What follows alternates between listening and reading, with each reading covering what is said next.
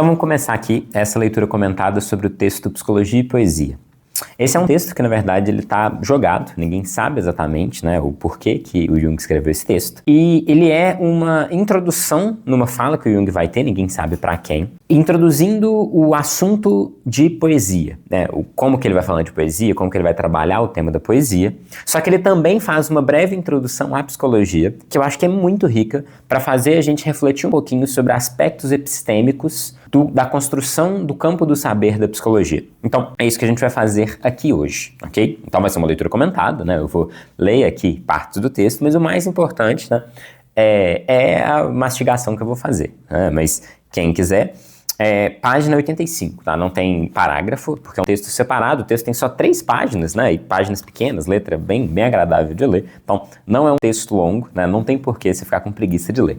Então, nós estamos aqui na página 85, capítulo 7, Psicologia e Poesia, do livro O Espírito na Arte e na Ciência, volume 15 das Obras Completas. Então vamos lá, prefácio. Tal como Nietzsche profetizou, a psicologia, que outrora levava uma vida modesta, como que num quartinho escondido, mas equipado de modo altamente acadêmico, desenvolveu-se nos últimos decênios, tornando-se um tema de interesse público, além do âmbito delimitado pelas universidades. E aqui no resto do parágrafo, o Jung ele vai fazer uma breve contextualização histórica de como a psicologia, nas últimas décadas, né, pra gente, desde o século passado, né, o Jung está aqui falando provavelmente no início da década de 30, final da década de 20, é de onde datam esse texto, mas igual eu falei, é um texto desconhecido.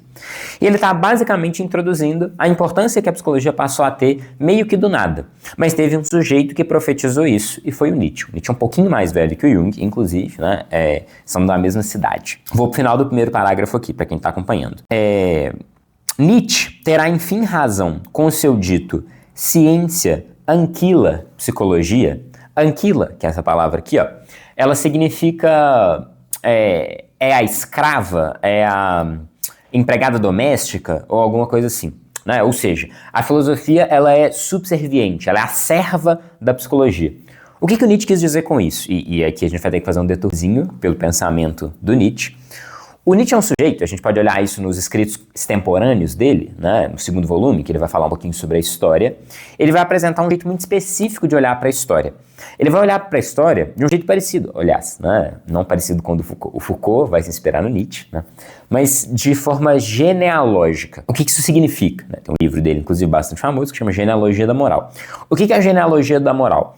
Ao invés de olhar para a história como fatos históricos, eu vou observar a história como sendo um processo de determinados sujeitos. Eu vou pensar em termos de tipos de sujeitos. Dito de maneira mais clara, a história é a putinha da psicologia. Para eu entender a história, eu não preciso entender fatos históricos. Eu não preciso coadunar narrativas e fatos históricos.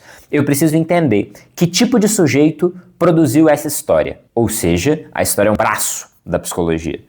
Essa é um pouco a sacada do Nietzsche. E para o Nietzsche, se você fosse examinar um pouquinho as grandes discussões filosóficas, elas nada mais são do que expressões de determinadas personalidades, de determinadas tipologias. No fundo, a psicologia, ela poderia ser reduzida, a filosofia poderia ser reduzida à psicologia. No fundo, as grandes discussões filosóficas nada mais são do que batalhas entre sujeitos de tipos diferentes, que enxergam e habitam mundos diferentes e por isso tem distinções filosóficas. Então, essa é a postura do Nietzsche e o Jung ele está aqui se questionando. Olha, agora que, né, a parte do parágrafo que eu pulei, né, a psicologia revolucionará as ciências da religião comparada, né? São poucos os teólogos que não se abrem para ouvir um pouquinho pontos de vista psicológicos, né?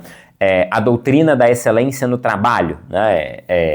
A parte clínica, inclusive, a própria medicina, na época do Jung, começava a escutar bastante a psicologia e havia um ânimos, né, um espírito de acreditar que a psicologia poderia tudo. E aí o Jung ele começa a se questionar, será que então o Nietzsche ele não profetizou de maneira correta? Será que a gente não vai reduzir as ciências humanas ou colocar no centro das ciências humanas a psicologia? Porque algumas ciências humanas já foram o centro de tudo, né? Então, houve uma época em que quase todas as ciências humanas reportavam para a história. O historicismo alemão, por exemplo, já foi uma das principais, né, escolas de pensamento econômico. Mais frequentemente, a gente tem várias, né, das humanidades reportando a linguística. bem comum que a base de várias das ciências humanas, né, no século XXI, seja linguística. Antes disso, se a gente for, né, final do século XVIII, início do século XIX, as ciências ditas humanas, ou ciências do espírito, eram chamadas de ciências hermenêuticas, porque a hermenêutica geral era a base de todas elas. O que o Nietzsche estava falando é que talvez a base deveria ser a psicologia. Então, que para entender a história eu preciso entender os tipos de sujeitos que produziram a história. Para entender a filosofia, eu preciso entender que tipo de sujeito produziria aquela filosofia. E aí o Jung ele começa com essa pergunta: será que, então, o Nietzsche não está certo? Será que a psicologia ela não tem um lugar muito mais central do que a gente está dando para ela? Que ela deveria sair desse quartinho escondido e muito bem equipado do ponto de vista, né, dogmático, de conceitos e técnicas, e ir para o spotlight? Enfim, continuamos aqui para o segundo parágrafo deste prefácio, Psicologia e Poesia. Hoje, entretanto, este avanço e penetração da psicologia consiste, presta atenção, em um fluxo confuso de correntes caóticas que buscam ocultar sua falta de segurança pela proclamação enfática de seus pontos de vista e por seu dogmatismo. Essa frase, além de ser muito bonita, ela é muito verdadeira na época do Jung e segue muito verdadeira hoje. Então, o que o Jung está falando aqui? Olha que curioso. O cara que é chamado de filósofo, ou maluco, que é o Nietzsche, está falando que a psicologia deveria ser o centro da produção do conhecimento, que talvez até a física deveria não se basear tanto na matemática, mas se basear na psicologia. Agora, se eu olho para como que a psicologia arrogou para si, conquistou esse lugar de centralidade, o que eu vejo é dedo no cu e gritaria. O que eu vejo é um fluxo confuso de ideias caóticas, de autores que não conversam direito, cada um gritando o mais alto possível o seu ponto de vista, e que vem a parte fundamental, para esconder a sua insegurança. Esse fenômeno psicológico, ele é verdadeiro, né, na própria construção epistêmica da psicologia, ou na constituição histórica do que a gente chama de psicologia moderna, mas ele também é um fenômeno psicológico estudado à parte, né? É muito comum que as pessoas que mais gritem e que mais sejam dogmáticas em seus pontos de vista sejam as pessoas que internamente mais duvidam. Tem um estudo famoso, ele foi popularizado pelo Slavoj Žižek, mas é de um italiano, cujo nome eu esqueci, mas que ele vai fazer entrevista de familiares de sujeitos que fizeram atentados terroristas islâmicos na Europa. Então, ele vai tentar entrevistar, as pessoas elas não estão mais vivas, né? As pessoas se explodiram, basicamente, né? Então não dá para entrevistar elas mais, mas dá para entrevistar os familiares. E aí, para tentar buscar uma caracterologia, um determinado tipo de sujeito, que é o tipo de sujeito que comete, né, atentados terroristas de ordem religiosa. E no início ele não estava conseguindo achar uma coisa que fosse comum a todos esses sujeitos, né? Afinal de contas eram sujeitos europeus que, em regra, se radicalizaram. Mas ele encontrou uma coisa: são sujeitos recém-convertidos e que eram sujeitos com muitas dúvidas do ponto de vista teológico. Ou seja, o sujeito que performa o ato mais obsceno, mais agressivo de dogmatismo, que é se explodir em nome da fé, ele é o sujeito que duvida. Ele é o sujeito que não acredita. Ele é o sujeito que tem dificuldade de lidar com a própria fé. Qual que é a sacada? Qual que é o processo psicológico, né, que a gente pode intuir aqui? Que é justamente porque esse sujeito duvida que ele precisa performar esta... Eu estava vendo, estava gravando. essa certeza de maneira tão enfática. A mesma coisa acontece quando a gente está pensando a produção do conhecimento em psicologia. Se você olhar com cuidado e fazer uma psicologização dos sujeitos que constituem o debate público contemporâneo sobre psicologia, você vai notar que os sujeitos que são mais dogmáticos, que os sujeitos que são mais agressivos em fazer o ponto de vista deles se tornar universal, ou seja, ser a psicologia, são justamente os sujeitos que mais duvidam. Não vou expor a vida de ninguém aqui, né? Mas eu acho que vocês conseguem ver essa construção acontecendo, né? Se alguém quiser no privado me perguntar de quem que eu tô falando especificamente, né? Tem vários sujeitos hoje que são, assim, né, gigantescos em termos de divulgação científica na internet e que, se você for olhar o início do canal deles, por exemplo, é justamente falando isso. Olha, eu era uma pessoa que tinha dúvida, não conseguia me encontrar em abordagem nenhuma, né? Até que eu encontrei X, né? E agora, né, eu descobri o que é psicologia de verdade. Então, é muito comum esse processo psicológico, né, de ocultar essa falta de segurança pela proclamação enfática de ponto de vista, né, de ocultar essa falta de segurança por dogmatismo. Então, aqui o Jung está se perguntando, putz, mas aí ficou foda, né, Nietzsche? Você está falando que a psicologia vai reinar, mas o reino é um reino de caos, confusão e gritaria. Siga a leitura do texto. As tentativas de explorar esses diversos domínios científicos e existenciais, mediante a psicologia, não deixam de ser muito unilaterais. Mas unilateralidade, pelo amor de Deus, presta atenção no que eu estou falando agora. Unilateralidade e rigidez de princípios são as doenças de criança de cada nova ciência. Vou parar por aqui. Vamos lá. O que o Jung está falando aqui, então, é que a psicologia, ela se arrogou o direito de falar de outras ciências e até de temas existenciais, de temas propriamente filosóficos, mas os pontos de vista da psicologia não deixaram de ser patentemente unilaterais. O que significa unilateral?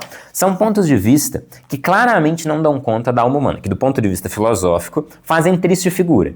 Eu lembro de não vou falar de novo quem que é não, mas era uma pessoa que gostava muito de psicologia baseada em evidências, é uma pessoa inclusive, né, de práticas baseadas em evidências no geral, né, e é uma pessoa bem famosa assim na internet. E uma vez eu estava conversando com ela estava aqui na aula, a gente estava trocando uma ideia. E ela nunca tinha parado para estudar psicologia em detalhe. Na verdade, ela é uma pessoa que é bem, né, ateia, racionalista e etc. E aí eu fui contar para ela o que é TCC, Teoria Cognitivo-Comportamental. E aí eu falei um pouquinho dos pressupostos filosóficos, né, e ela não estava acreditando em mim. Assim, para ela era absolutamente chocante que algo que ela via como científico tivesse pressupostos que são tão patentemente unilaterais. Eu tive que literalmente, assim, né, abrir, né, e ler o Aaron Beck descrevendo, né, e enfim, mostrar pessoas, né, que ela conhecia falando sobre, porque ela não conseguiu acreditar que a parada era tão unilateral. O que eu estou chamando de unilateral? Por exemplo, acreditar que a forma adequada de acesso ao que a pessoa está sentindo é perguntando para ela. Obviamente, essa é uma forma de saber o que a pessoa está sentindo, mas arrogar a essa forma unilateral e específica a posição de verdade é muito agressivo com os fatos. Obviamente, a gente não sabe o que a gente está passando, né? É verdade que a gente tem um acesso privilegiado à nossa história, e é o que a gente sente, mas também é verdade que a gente é completamente tapado quanto às nossas condições psíquicas. Não é infrequente a fenomenologia do corno. Algo acontece com você e você é o último a saber, né? Então, os dois fatos psíquicos são verdadeiros simultaneamente. E constituir uma psicologia arrogada em apenas um lado é, obviamente, um problema do ponto de vista filosófico, né? A descrição de que, e aqui eu estou saindo um pouquinho da TCC, né? Estou indo para o cognitivismo raiz, né? Tudo, na realidade, é apenas epifenômeno psíquico, é uma posição filosófica muito frágil. A descrição de que, né, eu posso reduzir todo o comportamento humano ao comportamento é filosoficamente muito frágil. A noção de que, porque eu expliquei alguns comportamentos específicos de alguns animais específicos num setup de laboratório e que, portanto, eu entendo toda a psicologia, ela é bizarra, ela é unilateral e ela é uma violência para com o ponto de vista verdadeiramente empírico. E, assim, estou dando exemplos, né, de um determinado tipo de psicologia, mas posso dar exemplos de outros tipos de psicologia. Já imaginou que a posição do Freud sobre a interpretação de sonho é que literalmente todo sonho é uma realização de desejo? Isso sequer é uma interpretação. Se eu sei de antemão o significado de todo sonho, eu sequer estou interpretando. Não faz nem sentido chamar isso de interpretação. Do mesmo jeito, tipo assim, reduzir toda a construção ao passado é bizarramente unilateral, como se tudo que você é fosse consequência de algo que te aconteceu. Sendo que, obviamente, parte do que você é tem a ver com as suas fantasias e a construção, e seus valores e coisas que estão voltadas para o futuro. Imagina que bizarro constituir uma clínica em que a única coisa que importa é o aqui e o agora. Ou, por que dar preferência de maneira arbitrária para o aqui e para o agora?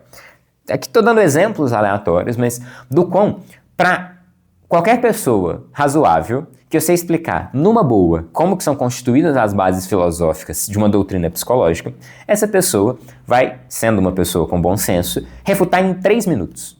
Então, todas as escolas de psicologia são bizarramente unilaterais. Mas aqui, o Jung, ele apresenta isso não como sendo um problema específico da psicologia, mas como sendo e aqui, né, aspas, doenças de criança de toda nova ciência. E aqui é muito legal a gente pensar na física, por exemplo. O exemplo que eu adoro dar, acho que é do Maxwell, né, em que ele vai unificar as equações do magnetismo e as equações da eletricidade. Quando a física começou, a gente desenvolveu mundos diferentes, equações diferentes, uma física diferente para fenômenos elétricos e para fenômenos que envolviam o magnetismo. Até que alguém, eu acho que foi o Maxwell, virou e olhou para essas equações e falou assim, olha, essa unilateralidade que a gente está vendo aqui, como se a eletricidade fosse só eletricidade, ela é imprópria. Existe uma parada que chama eletromagnetismo. Eu consigo unificar esses dois campos da física, porque a física é um campo em que teve mais tempo para esse tipo de construção acontecer. Mas eu posso dar um exemplo na economia também.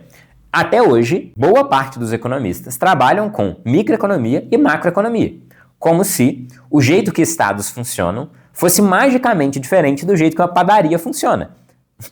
Obviamente a economia é uma coisa só, né? E é natural que, à medida que a economia deixar de ser, né, uma ciência tão precária, né, inclusive bem mais do que a psicologia hoje, é natural que esses pontos de vista grosseiramente unilaterais, eles sejam suprassumidos. Sigo aqui, inclusive, porque eu não parei nem no ponto, parei numa vírgula.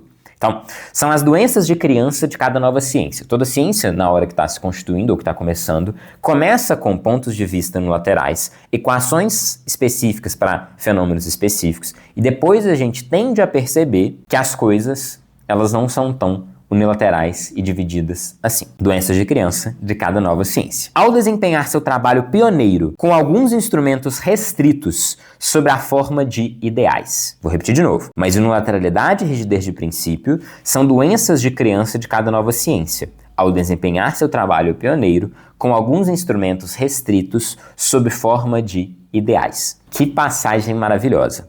Note aqui, o que ele está falando é que essa unilateralidade que é natural do início da constituição de um novo saber, ela é consequência de um trabalho pioneiro, e um baita trabalho pioneiro, mas que ele acontece com instrumentos restritos. O que isso significa?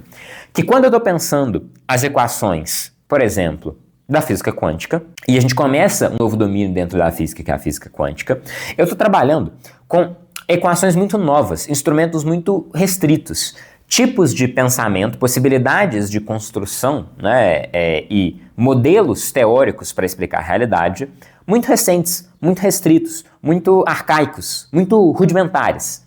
E que à medida que eu vou tornando mais elegantes esses modelos, eu vou começando a constituir um pensamento que ele é um pouquinho menos unilateral. As coisas elas tendem a uma determinada unidade, né? O que os alquimistas chamariam de uns mundos, né? Apesar de só ser metade da história. Mas olha como é que o Jung ele é mais preciso. Alguns instrumentos restritos sob a forma de ideais. O que ele está falando aqui é que não é só um problema de instrumentos restritos, né?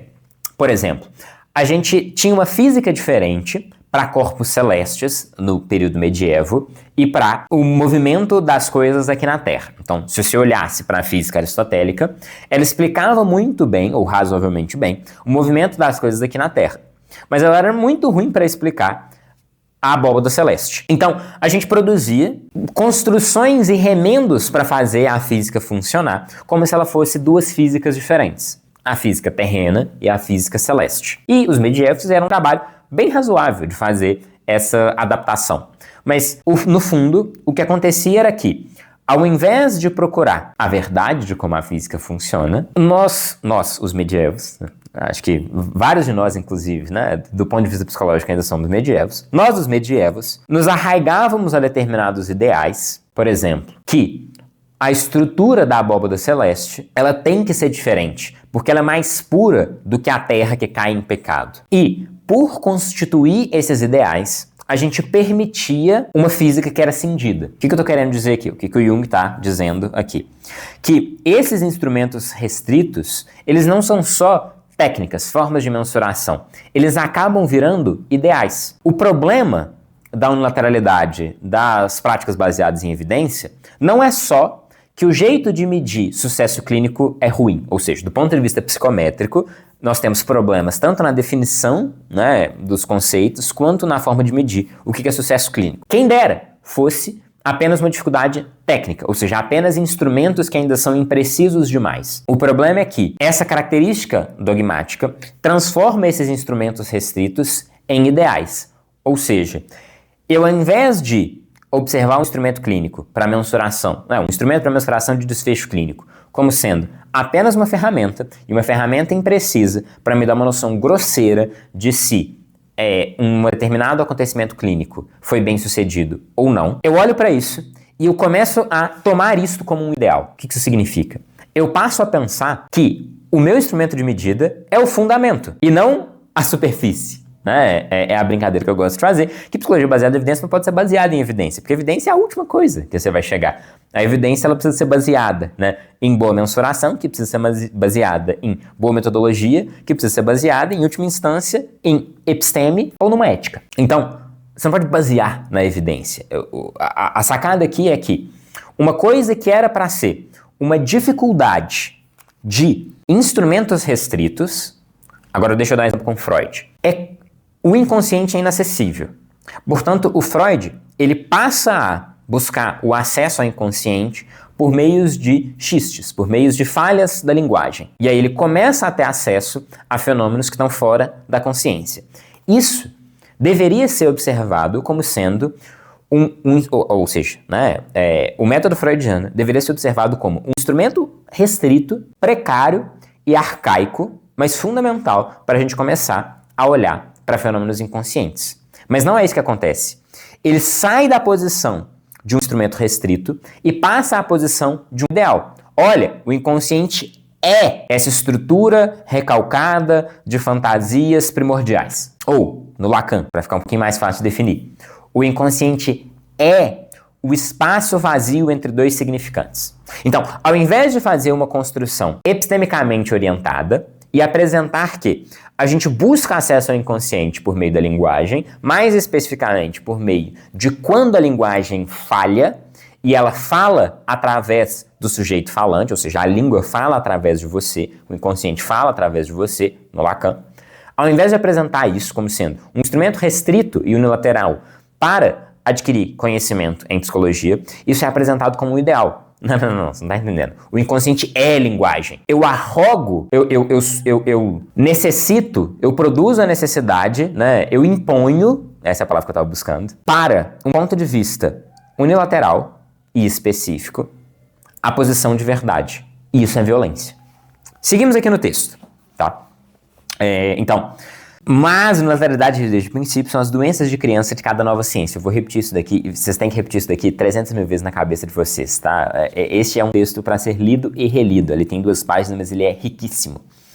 Ao desempenhar seu trabalho pioneiro com alguns instrumentos restritos sob formas de ideais. Com toda a tolerância e reconhecendo a necessidade de existirem várias opiniões didáticas, chamei insistentemente a atenção para o perigo de que representam a unilateralidade e o dogmatismo, e em especial no campo da psicologia. Vou chamar a atenção para vocês de novo. O psicólogo deveria ter sempre presente o fato de que sua hipótese é a expressão de sua própria condição subjetiva, não devendo reivindicar para ela, sem mais nem menos, uma validade geral. De novo, olha o acento. O psicólogo deveria ter sempre presente o fato de que sua hipótese é expressão de sua própria condição subjetiva. A gente está estudando psicologia. E, de novo, vamos voltar no Nietzsche. O Nietzsche estava falando, cara, por que você está dando ouvidos a Kant? Você não precisa escutar o argumento filosófico do Kant. Foda-se o argumento filosófico do Kant. Você precisa entender que tipo de sujeito é o Kant. Você precisa fazer uma interpretação psicológica de quem que é o Kant. Mais interessante, essa é uma frase do Jung, né? Quando a gente está pegando a prova ontológica, de Anselmo, é de Anselmo? Mas enfim, quando você está pegando a prova ontológica para a existência de Deus, que na sua forma mais rudimentar poderia ser descrita como: se eu acredito que Deus existe, portanto ele existe. Essa é a forma mais grotesca de apresentar o argumento ontológico para a existência de Deus, né? Então, se eu consigo imaginar um ser tão perfeito como Deus, ele necessariamente tem que existir. Kant, por exemplo, é um autor que vai debulhar, destroçar, do ponto de vista lógico, a prova ontológica de Anselmo. Eu tô na dúvida se foi Anselmo, mas enfim. Não vou parar. Aqui o vídeo é um take só, apesar de que a IA depois vai e corta em vários pedacinhos. Mas a sacada é que a pergunta interessante não é se Anselmo estava certo ou errado na sua prova para a existência de Deus. A pergunta mais interessante é como uma mente tão brilhante quanto a dele foi capaz de produzir uma prova tão estúpida para a existência de Deus. Isso é transformar a ciência na serva da psicologia. Isso é o que Nietzsche estava propondo, né? E nesse sentido, o psicólogo ele tem que ter principal atenção, porque é óbvio que os pontos de vista dele, o que ele está chamando de uma ciência objetiva, é particularmente colorido pelos pressupostos pessoais dele, pelas crenças filosóficas que ele tem. O problema da psicologia é que a psicologia cai no famoso problema de Munchausen, né? De tentar sair do lamaçal puxando os próprios cabelos, né? A física, ela permite que a matemática seja uma linguagem exterior a ela que dá validade para a física. A economia, igual eu citei agora há pouco, ela tomava a história como sendo um ponto de vista externo que servia de ponto arquimédico para dar sustento para a economia. O problema da psicologia é que a psicologia ela é feita nela mesma. A física é feita na matemática, mas a psicologia é feita nela mesma, porque todo pressuposto psicológico é também um fato psicológico. Toda construção e hipótese psicológica é produto de uma determinada psicologia, de um determinado sujeito, de uma determinada forma de fantasiar. Isso não significa que a psicologia é impossível, mas isso significa que o psicólogo ele não pode se dar ao luxo, como pode o filósofo, de ser tão naive, qual que é a palavra em português?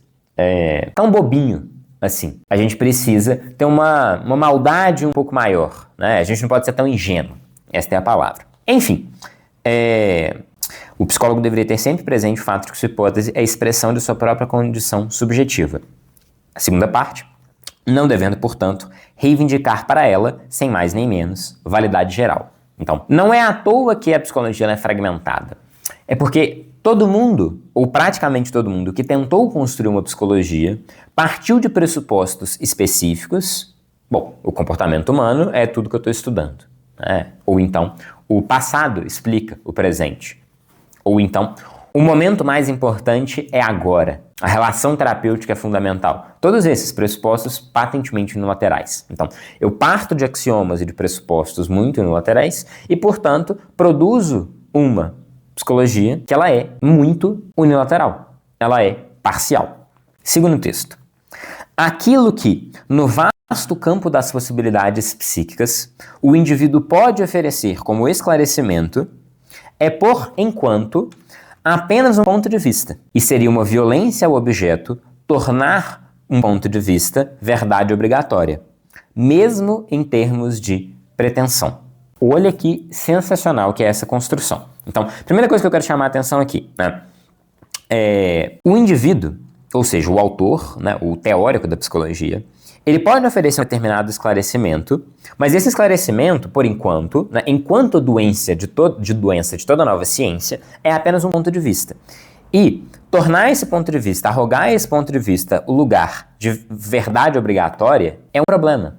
É uma violência contra os fatos. E mesmo ter a pretensão de fazê-lo é um problema. Então, se você está partindo de pressupostos específicos e de axiomas específicos para a construção da sua psicologia, é óbvio que a sua psicologia é uma psicologia parcial. E aqui, a segunda coisa que eu queria chamar muita atenção é que quando o Jung está escrevendo, ele fala o seguinte, o indivíduo pode oferecer como esclarecimento por enquanto, apenas um ponto de vista. O por enquanto é fundamental aqui. O que o Jung está falando não é que não é possível a construção de uma psicologia geral, que não é possível a constituição de uma psicologia que dê conta do todo da alma humana. É só que, quando você está como pioneiro no campo da psicologia, e assim, a gente nem começou o trabalho pioneiro no campo da psicologia, né? Tem inclusive um vídeo específico sobre isso, né? Os 3 momentos da constituição de uma ciência. Esse primeiro momento, que é o momento em que estamos produzindo verdades arbitrárias, pontos de vista unilaterais, criando e recriando construções específicas para dar conta dos fenômenos que a gente está encontrando aqui, essa atitude pioneira num campo e num saber, ela ainda nem se constituiu, ela ainda nem acabou. A gente nem deu conta dessa primeira fase da psicologia. Mas certamente, o pioneiro não deveria arrogar para si a verdade. O pioneiro ele tem que ser particularmente humilde. E o pioneiro na psicologia ele tem que ser duplamente humilde. Pelo que eu já falei da armadilha de Munchausen. Então, o pioneiro ele tem que ter a consciência de que a psicologia que ele está produzindo é uma psicologia muito, muito unilateral e que dá conta apenas de determinados pontos de vista. Quem vai vir e produzir síntese a partir desses pontos de vista pioneiros é uma segunda geração de pensadores. Então, sim, é possível produzir uma psicologia. É só que os autores que começaram, os pioneiros da psicologia, eles arrogaram para si um direito que eles não têm, de partir de pontos de vista muito unilaterais, partir da observação de fenômenos muito específicos e arrogar conhecer o todo da psicologia. De novo, o Skinner ele é muito visual aqui. O cara estava estudando em um laboratório alguns roedores e aves e ele tinha certeza absoluta que ele tinha entendido a totalidade da alma humana, do comportamento humano. Isto é bizarro, bizarro. A humildade necessária para fazer a análise do comportamento, ou mais especificamente o behaviorismo radical, que são os pontos de vista mais filosóficos, a humildade necessária para colocar isso no seu lugar, para isso finalmente ser útil para a psicologia, e não simplesmente, uma papagaiada e uma gritaria, é muito grande. Tem muito trabalho para ser feito para constituição epistêmica e para revisão epistêmica desses autores pioneiros da psicologia. E esse é o trabalho da nossa geração, em boa medida, apesar de que ainda há um trabalho a ser feito nesta primeira geração de pioneiros. Sigo aqui e eu vou fechar, eu estou na metade das 2 páginas aqui do Psicologia e Poesia, mas eu vou fechar aqui o segundo parágrafo, e eu acho que com esses 2 parágrafos já dá pra gente ter uma noção do texto, o resto vocês leem, Afinal de contas, esta é uma introdução para autodidatas, eu quero apenas dar algumas diretrizes. Então, seria uma violência ao objeto tornar o ponto de vista uma verdade obrigatória, ou seja, é violento quando você parte de fenômenos específicos e arroga para o seu ponto de vista verdade obrigatória e universal. Isto não é trabalho empírico, isto é violência contra os fatos, mesmo em termos de pretensão. O fenômeno anímico é, de fato, tão ricamente matizado, multiforme e ambíguo que se torna impossível captá-lo de um modo completo em um único reflexo especular. É impossível, também, abrangê-lo como um todo em nossa representação.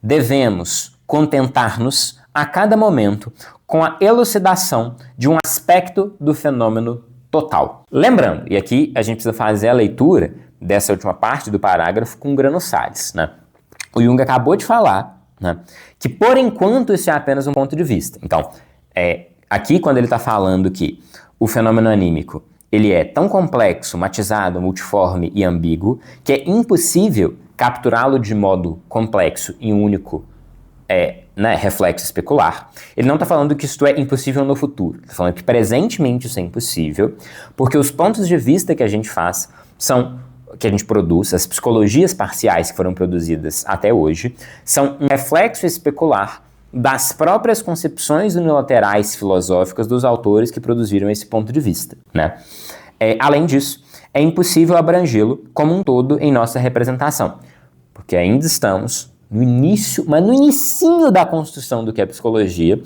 Mas já passou um século. Passou um século, mas ninguém pôs pedra sobre pedra.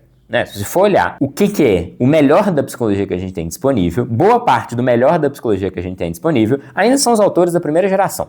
Então,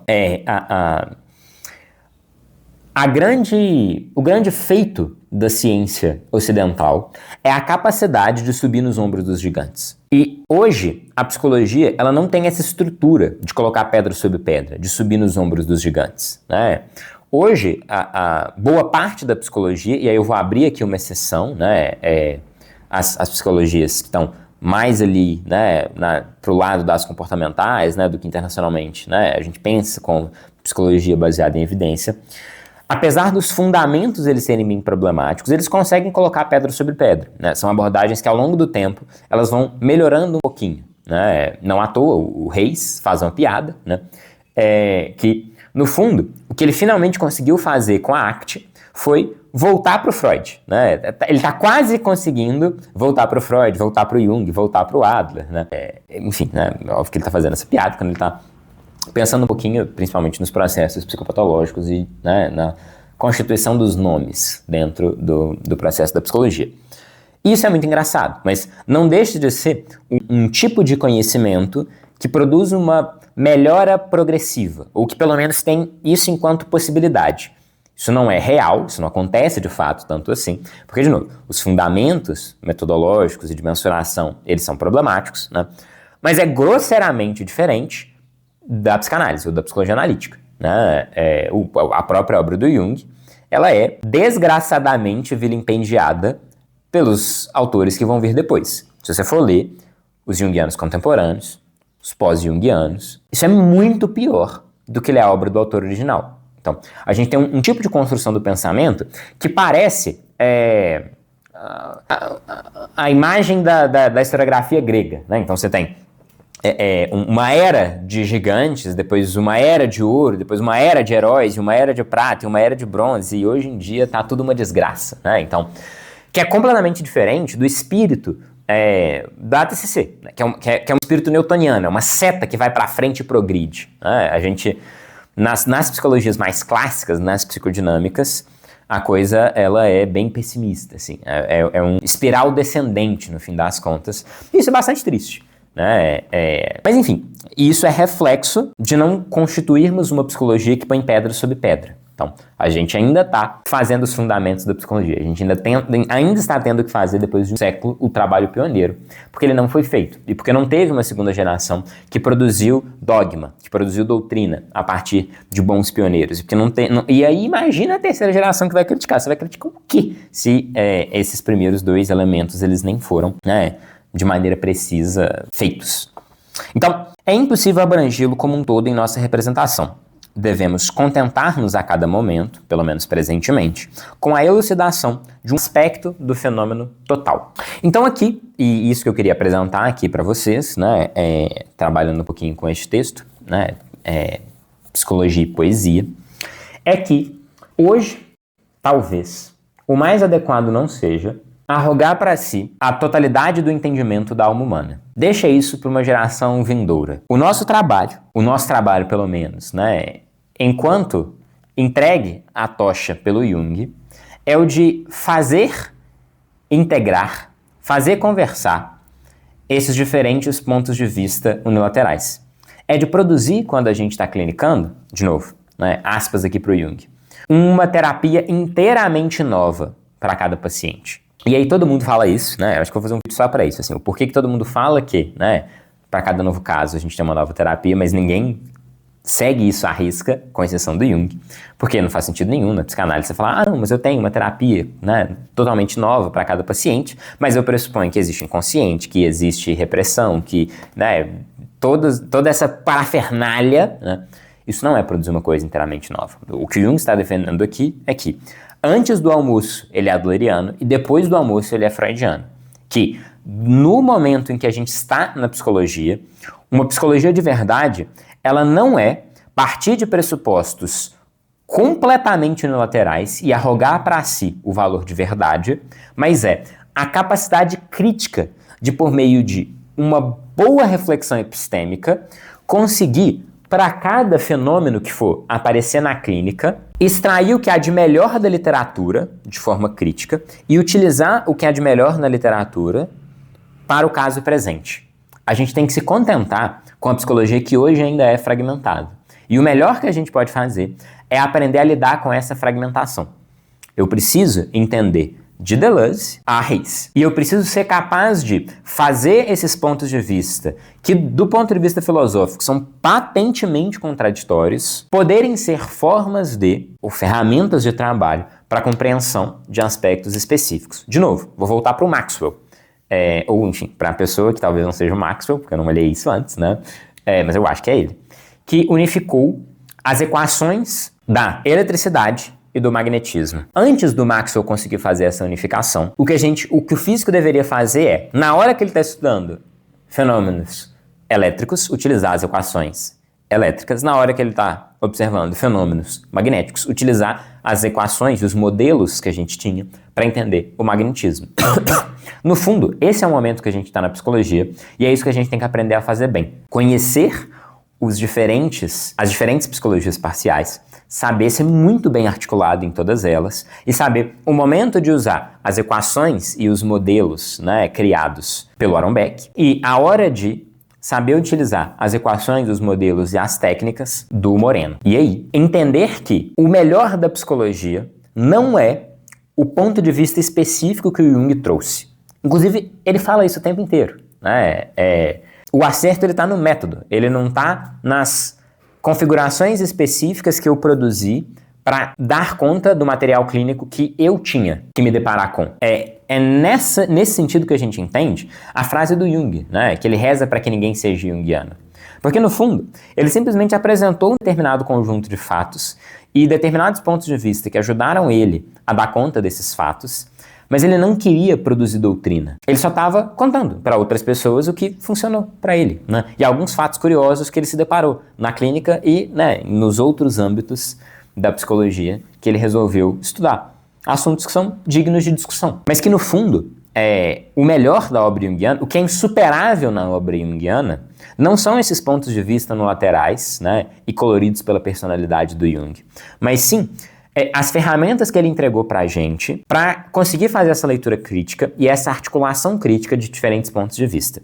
E é isso que eu queria, né, que vocês aprendessem. E é isso que a gente vai ver nos próximos vídeos. Espero que vocês estejam gostando da série.